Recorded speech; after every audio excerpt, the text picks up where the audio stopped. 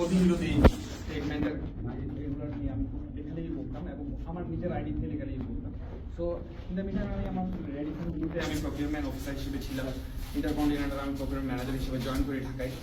এবং ওই সময় মোদি যখন 2020 সালে আসতেছিল তখন আমি ওই মোদির আসার ব্যাপারে প্রতিবাদ জানিয়ে লেখা লিখি, 2 লাইনের একটা স্ট্যাটাস। আমি অফিসে যেদিন আসবো সেই দিন, এর পরের দিনে আমি অফিসে আসার পথে আমাকে হাতের জিল এলাকা থেকে ওরা মাইক্রোতে আমার রিক্সা ব্লক করে আমাকে গাড়িতে তুলে নেয়। অ্যান্ড আমাকে প্রথমে র্যাব 11-তে নিয়ে যায় নারায়ণগঞ্জ, ওইখানে একটা সেলে রাখা হয়, কোন সেলে। এর পরের দিন রাতেই আমাকে এখানে নিয়ে আসা হয়। সো নিয়ে এসে আমাকে আমার শার্ট প্যান্ট ছিল, আমাকে লুঙ্গি পরিয়ে দেয় এবং টি শার্ট পরিয়ে দেয়। সো পরার পরে আমাকে, আমি তো ব্লাইন্ড ফোল্ডেড ছিলাম, তো আমি এখানে আমাকে বলে শুয়ে থাকো তুমি এখানে, আমি শুয়েছিলাম এবং don't make any sound.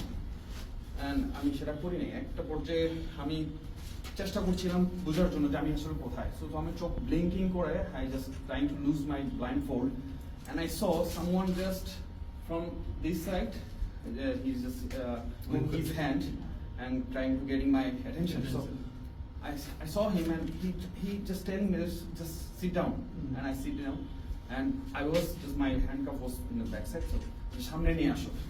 So I just did like this, and I was just crying. I just thinking about my two small child and my আমার যে বাচ্চা দুইটা ছিল, একটা 7 মাসের বাচ্চা আর একটা 1.5 বছরের বাচ্চা। আমি তার শুধু তাদের কথাই চিন্তা করছিলাম, আমি তাদের খুব মিস করছিলাম। অ্যান্ড আমি শিওর ছিলাম যে আমাকে মেরে ফেলা হবে। অ্যান্ড তাদের থেকে আমি যখন জিজ্ঞেস করছিলাম, তারা আমাকে বারবার বলছে যে চিন্তা করিও না তুমি, এখানে আল্লাহ আমাদেরকে দেখবেন, হেল্প করবেন। সো তারাও বলছিল আমাদের ছোট ছোট বাচ্চা। আমি তাদেরকে তখন জিজ্ঞেস করছিলাম যে তোমরা কয় বছর ধরে এখানে? তো কেউ বলে 1.5 বছর, পাশে ও একজন ছিল বলে ও 3 বছর, একটা 17 বছরের বাচ্চা ছিল, ওর আঙ্গুনিয়া থেকে ওকে গুম করে আনা হয়। এই পাশে আরো 2 জন ছিল। এটা এখানে এসে তখন এসে গেছে না, এবং আমাদের প্রত্যেকটা কমিউনিকেশন টোটালি ইশারায় হচ্ছে। কারণ এবং যে ইশারা যখন বুঝতাম না এখানে একটা দেওয়াল ছিল, তখন মুভ করে ফেলেছে। হ্যাঁ, আমরা তখন মানে যখন যে কথা ইশারা বুঝতাম না তখন লিখে মানে বোঝানোর চেষ্টা করতাম। কি দিয়ে লিখতাম? আমরা হাতের আঙ্গুল যে আমি নাম যখন বলতে আমি নামটা বুঝতে পারছিলাম না, তখন তারা এইভাবে করে বার ছিল, খোলা ছিল, বাইরে দেখতে লোহার বার দিয়ে আমরা অপোজিটে আমি দেখছি না, ওখানে দেখতে পাচ্ছি। তো ওরা তো আসলে আমাদের ভিতরে সাউন্ড করতে মানা করতো। তো ওরা যখন আসতো তখন সাথে সাথে আমরা আবার ব্লাইন্ড ফোল্ডে যখন আমরা আবার পিছন দিকে গিয়ে শুয়ে যেতাম। এইভাবে করে আমাদের দিনগুলো পার হতো। এবং তারা এবার এই পাশে আমার ডান পাশে একটা ছেলে ছিল, সো কিছুক্ষণ পর পর খুব মারতো, তো কন্টিনিউয়াস মারতো এবং ও যতক্ষণ না কান্না থামাতো না, তো চিৎকার থামাতো না, ওকে মারতো। সো আমি তখন জিজ্ঞেস করতাম ওকে কেন মারতেছে, তো সব বলতে হয় ওকে মারতে মারতো পাগল হয়ে গেছে এবং ন্যাংটা দাঁড়ায় থাকতো, এই জন্য ওকে মারতো। এবং ওকে কন্টিনিউয়াস মারতো যতক্ষণ ও সাউন্ড বন্ধ করতো না। সো আমার এই পাশে আমি আরো 4-5 জনকে দেখি, কেউ 1.5 বছর, কেউ 2 বছর, কেউ 3 বছর ধরে ঘুম ছিল। সো এভাবেই করে আমাদের কয়জন তোমাদের এর মধ্যে? আমার এখানে আমার জানা মতে 6 জন ছিল। আপনি পাশে ছিলেন? আমি 10 ডেজ ছিলাম। তোমাকে এনেছিল জাস্ট মোদির বিরুদ্ধে স্ট্যাটাস দিয়েছে, বাকিদের কোনো পরিচয় জানতে পেরেছিলে? আমি একজনের নাম জানাচ্ছি সাইফুল, 2 জনের নাম জানতাম না, 2 জনের নামই সাইফুল ছিল। পলিটিক্যাল অ্যাক্টিভিস্ট বা ছাত্র কিছু? আপনার নামটা? কিছুই না। আপনার নামটা? আমাদের মাসরুর আনোয়ার চৌধুরী। এখানে কি সিচুয়েশন কিছু ছিল? না, এখানে একটা ইয়া ছিল, কম্বলের একটা এক প্লেয়ারের কম্বল, একটা বিছানা ছিল, আর কোন বালিশ টালিশ ছিল না, একটা কাপড় ছিল। হ্যাঁ, পরে ওই সাইফুলদেরকে তুমি আর খুঁজেছিলে? জানো ওদের কি অবস্থা? আমি শুনেছি সাইফুল মানে পরবর্তীতে ওকে ছেড়ে দেওয়া হয়, বাট ও কোথায় আমি আর ট্রেস করতে পারি।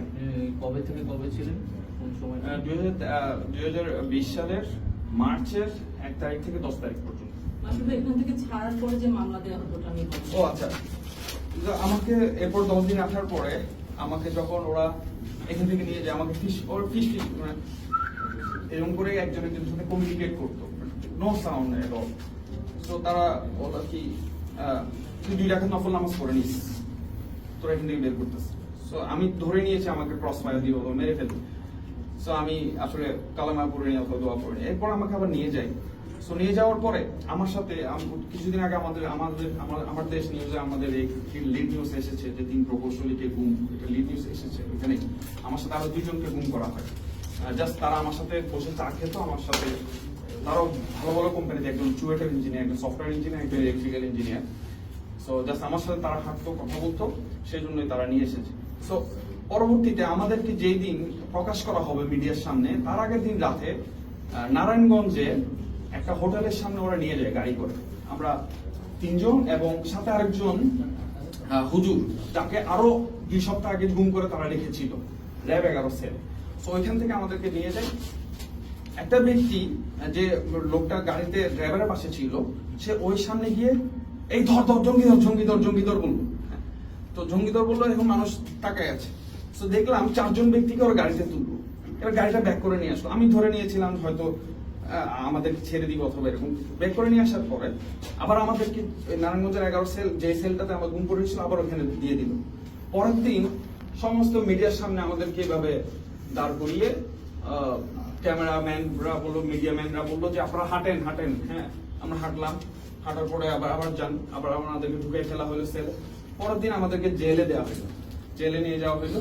আমরা ওখানে পত্রিকায় দেখলাম নারায়ণগঞ্জে নাশকতার পরিকল্পনার সময় এই প্রকৌশলীদেরকে হাতে নাতে ধরা হয়, গোপন মিটিং এর সময় তাদেরকে হাতে নাতে ধরা হয়।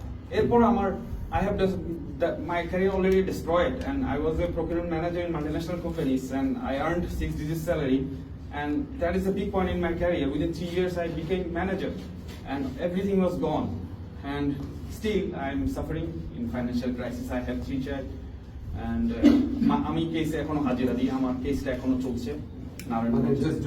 জঙ্গি নাটক, ওই জঙ্গি মামলাটাই এখনো চলছে, আমি এখনো হাজিরা দিই। জি। পাশাপাশি এখন ওইখানে সেলে লেখাটা আছে